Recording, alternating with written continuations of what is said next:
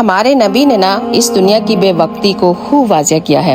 جابر رضی اللہ تعالیٰ عنہ سے روایت ہے کہ اللہ کے رسول صلی اللہ علیہ وآلہ وسلم ایک دفعہ بلائی مدینہ سے آتے ہوئے بازار سے گزرے۔ آپ کے ارد گرد بہت سے لوگ تھے۔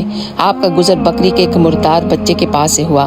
اس کے کان چھوٹے چھوٹے تھے۔ آپ نے اس کے کان کو پکڑ کر فرمایا، تم میں سے کون اسے 1 درہم میں لینے پر راضی ہے؟ لوگوں نے کہا، ہم تو اسے 1 پیسے میں لینے میں روادار نہیں، بھلا اس کا کیا فائدہ؟ آپ نے دریافت کیا، اچھا تو تم ایسا جانور مفت لینے پر تیار ہو؟ لوگوں نے کہا، ہرگز نہیں، اگر یہ زندہ ہوتا تب بھی یہ عیب دار شمار ہوتا، کیونکہ اس کے کان بہت چھوٹے ہیں اور اب تو یہ مرا ہوا ہے۔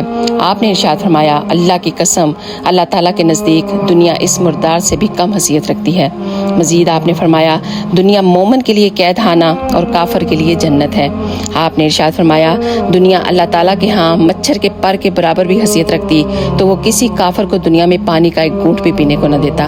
اللہ اکبر۔ اگر